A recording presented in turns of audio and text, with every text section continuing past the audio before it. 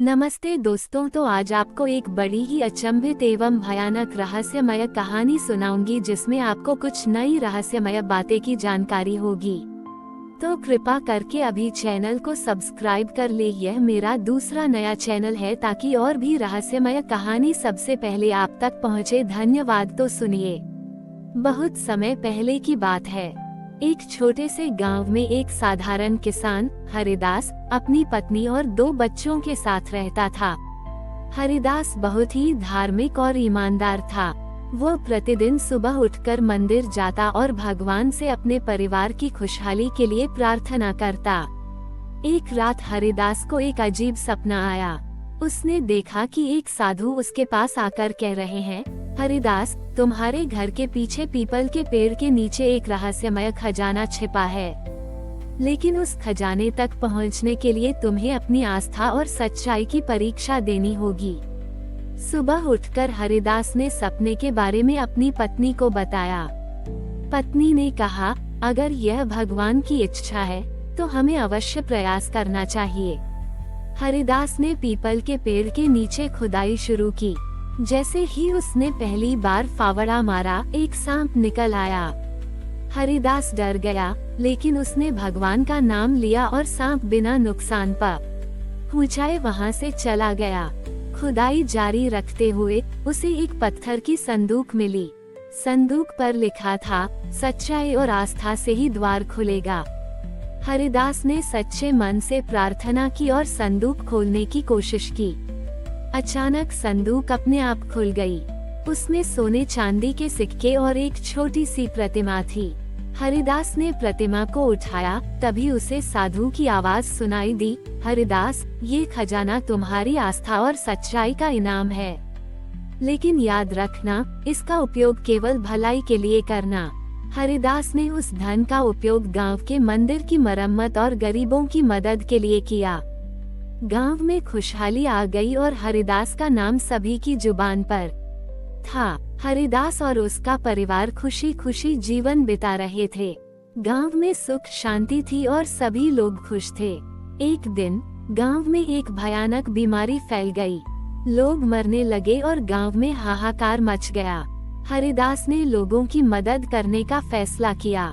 उसने अपने खजाने से धन निकालकर गांव में दवाइयां और भोजन का प्रबंध किया, लेकिन बीमारी कम होने का नाम नहीं ले रही थी। हरिदास चिंतित हो गया। उसने फिर से भगवान से प्रार्थना की और मदद मांगी।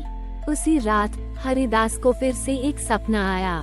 सपने में साधु ने कहा, हरिदास, ये बीमारी एक परीक्षा है।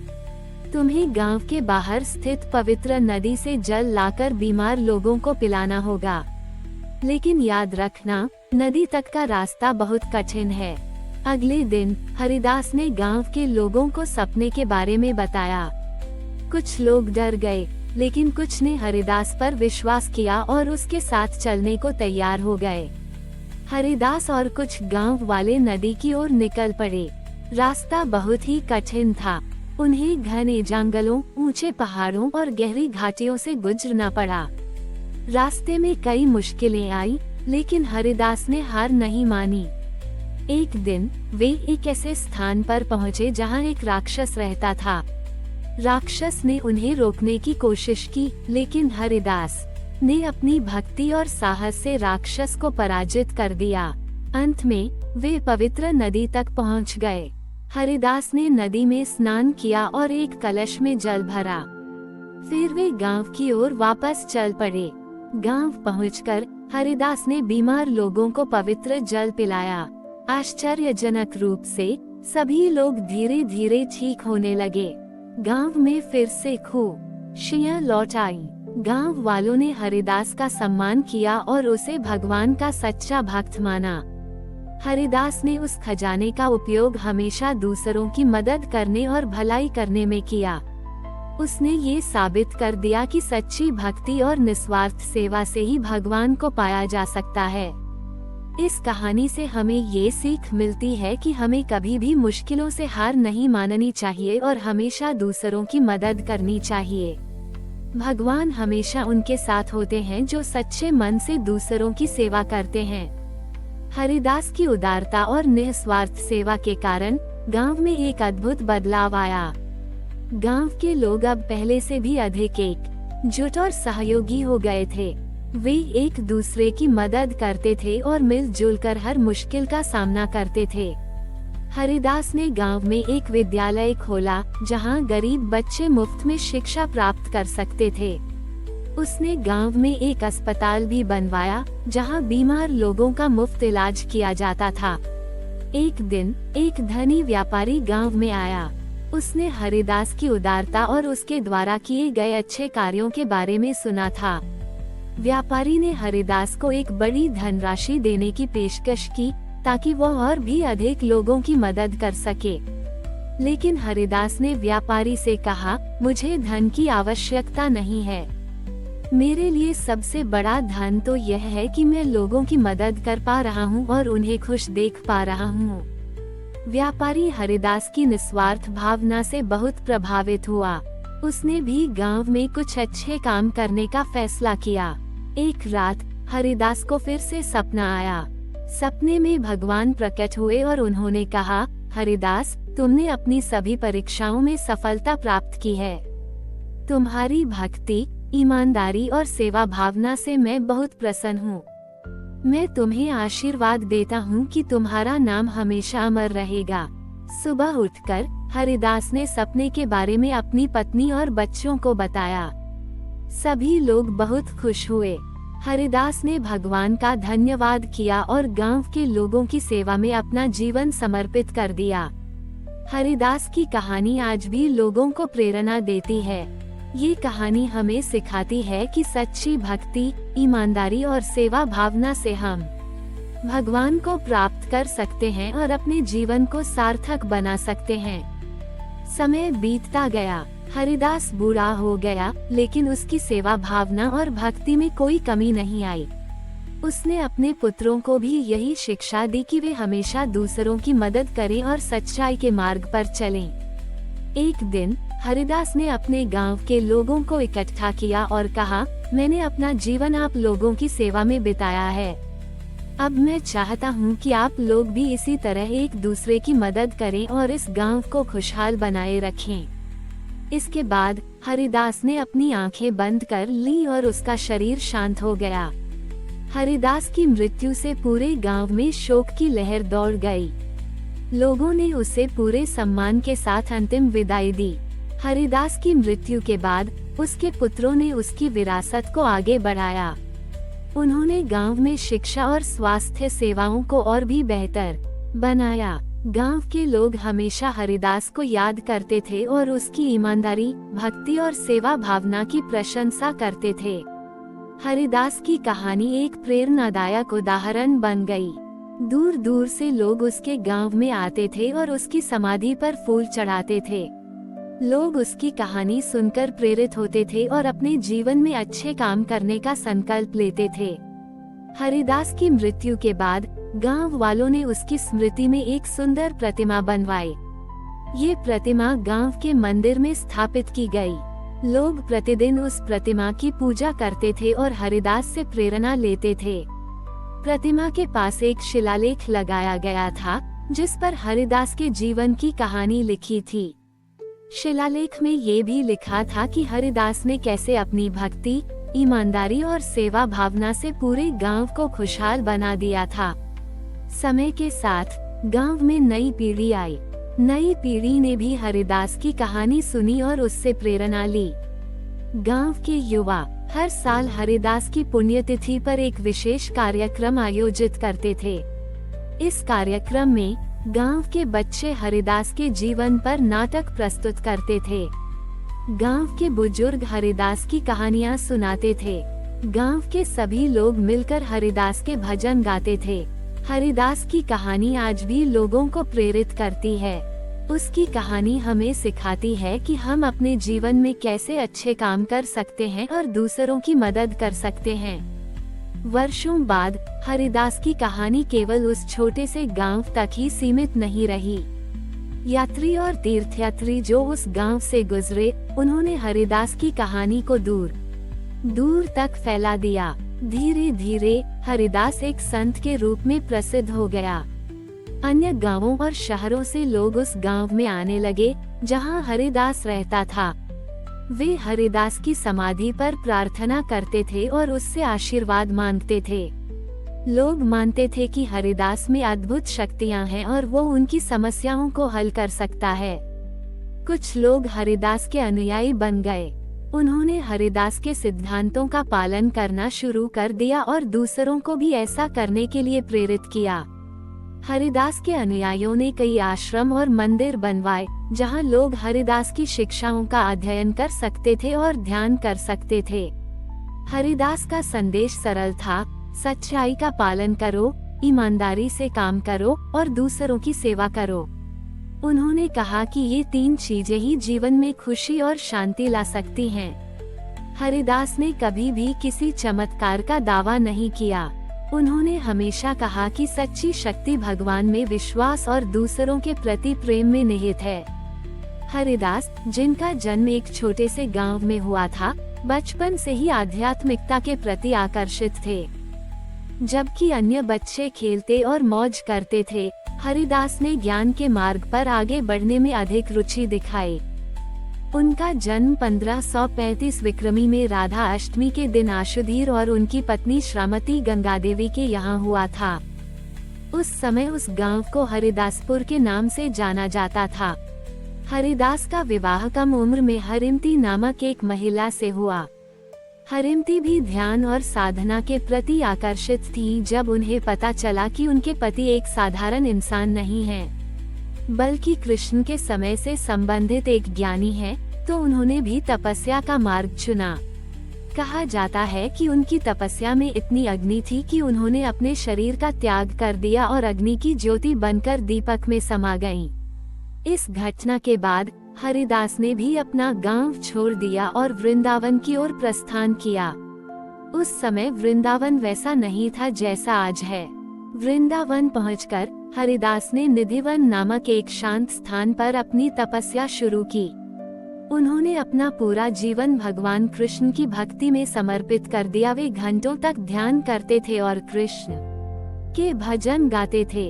हरिदास न केवल एक महान संत थे, बल्कि एक उत्कृष्ट संगीतकार भी थे। उन्हें शास्त्रीय संगीत का गहरा ज्ञान था और उन्होंने ध्रुपद शैली में कई रचनाएं की। माना जाता है कि वे ललिता सखी के अवतार थे, जिन्हें संगीत की अधिष्ठात्री माना जाता है। उनके संगीत में भक्ति और प्रेम का अनूठा मिश्रण था। कहा जाता है कि जब वे गाते थे तो प्रकृति भी मंत्रमुग्ध हो जाती थी। उनके संगीत ने कई लोगों को भगवान के प्रति आकर्षित किया। हरिदास के शिष्यों में सबसे प्रसिद्ध तानसेन थे, जो मुगल बादशाह अकबर के दरबार में एक महान संगीतकार थे। तानसेन ने हरिदास से संगीत का बड़ी ही शिक्षा प्राप्त की और उन्हें अपना गुरु मानते थे। एक प्रसिद्ध कहानी के अनुसार अकबर ने हरिदास का संगीत सुनने की इच्छा व्यक्त की, लेकिन हरिदास ने किसी राजा के लिए गाने से इनकार कर दिया। तब तानसेन ने एक युक्ति निकाली। उन्होंने जानबूझकर गाते समय कुछ गलतियां की, जिससे हरिदास को सही गाना गाने के लिए प्रेरित किया गया, जिसे अकबर ने छिपकर सुना। हरिदास ने हमेशा सच्चाई, ईमानदारी और सेवा के महत्व पर जोर दिया। उन्होंने कहा कि भगवान हर जगह मौजूद हैं और उन्हें केवल प्रेम और भक्ति से ही प्राप्त किया जा सकता है। उन्होंने जाति, धर्म और सामाजिक स्थिति के आधार पर लोगों के बीच भेदभाव करने का विरोध किया। उनका मानना था कि सभी मनुष्य समान हैं और उन्हें समान सम्मान के साथ व्यवहार किया जाना चाहिए। हरिदास 16वीं शताब्दी के सबसे प्रभावशाली संतों में से एक थे। उनकी शिक्षाओं और संगीत ने अनगिनत लोगों को प्रेरित किया। आज भी उन्हें एक महान भक्त, संगीतकार और समाज सुधारक के रूप में याद किया जाता है। उनकी स्मृति में कई मंदिर और आश्रम बनाए गए हैं। उनके अनुयायी उनकी शिक्षाओं का प्रचार करते हैं और उनके द्वारा स्थापित परंपराओं का पालन करते हैं। स्वामी हरिदास वास्तव में एक दिव्य आत्मा थे, जिन्होंने अपना जीवन भगवान की सेवा और मानवता के उत्थान के लिए समर्पित कर दिया। स्वामी हरिदास ने कई शिष्यों को दीक्षित किया, जिन्होंने उनकी शिक्षाओं को आगे बढ़ाने और उनके नाम को अमर बनाने में महत्वपूर्ण भूमिका निभाई।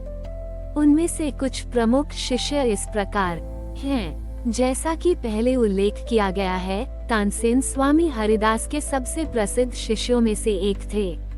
उन्होंने संगीत के क्षेत्र में अद्भुत योगदान दिया और मुगल दरबार में अपनी कला का प्रदर्शन किया। तानसेन ने स्वामी हरिदास की संगीत परंपरा को आगे बढ़ाया और कई नए रागों की रचना की। बैजू बावरा भी स्वामी हरिदास के एक प्रतिभाशाली शिष्य थे। वे अपनी गायन शैली के लिए प्रसिद्ध थे और उन्होंने कई संगीत प्रतियोगिताओं में भाग लिया। बैजू बावरा की कहानी आज भी संगीत प्रेमियों के बीच लोकप्रिय है। विलास खान भी स्वामी हरिदास के एक प्रमुख शिष्य थे। उन्होंने ध्रुपद शैली में कई रचनाएं की और संगीत के क्षेत्र में अपना नाम रोशन किया। इनके अलावा स्वामी हरिदास के कई अन्य शिष्य भी थे जिन्होंने संगीत और आध्यात्मिकता के क्षेत्र में महत्वपूर्ण योगदान दिया। स्वामी हरिदास ने एक नए संप्रदाय की स्थापना की, जिसे हरिदास संप्रदाय के नाम से जाना जाता है। इस संप्रदाय की कुछ प्रमुख विशेषताएं इस प्रकार हैं। हरिदास संप्रदाय भगवान कृष्ण की भक्ति पर जोर देता है। इस संप्रदाय के अनुयायी कृष्ण को अपना आराध्य मानते हैं और उनकी पूजा करते हैं। हरिदास संप्रदाय संगीत और कला को आध्यात्मिक उन्नति का एक माध्यम मानता है। इस संप्रदाय के अनुयायी संगीत, नृत्य और अन्य कलाओं के माध्यम से भगवान की आराधना करते हैं। हरिदास संप्रदाय सरलता और सादगीपूर्ण जीवन जीने पर जोर देता है। इस संप्रदाय के अनुयायी भौतिक सुखों से दूर रहते हैं और आध्यात्मिक मूल्यों को महत्व देते हैं। हरिदास संप्रदाय जातिवाद का विरोध करता है और सभी मनुष्यों को समान मानता है। इस संप्रदाय के अनुयायी किसी भी जाति या धर्म के व्यक्ति को अपने संप्रदाय में शामिल कर सकते हैं। स्वामी हरिदास के विचारों का उनके समय के समाज पर गहरा प्रभाव पड़ा। उन्होंने लोगों को जातिवाद और धार्मिक कट्टरता के खिलाफ जागरूक किया। उन्होंने प्रेम, शांति और सद्भाव का संदेश फैलाया। आज भी स्वामी हरिदास के विचार प्रासंगिक हैं। वे हमें एक बेहतर इंसान बनने और एक बेहतर समाज बनाने के लिए प्रेरित करते हैं।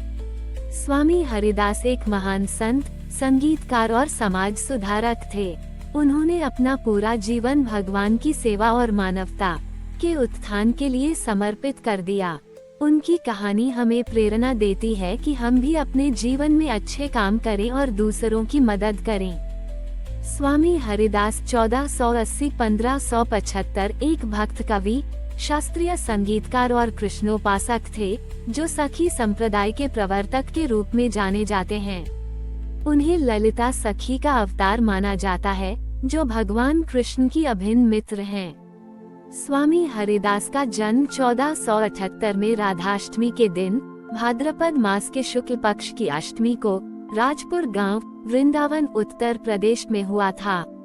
उनके पिता आशुधीर और माता चित्रा देवी भगवान राधा माधव के भक्त थे। बचपन से ही हरिदास का मन सांसारिक चीजों में नहीं लगता था और वे भगवान कृष्ण की लीलाओं में रुचि रखते थे।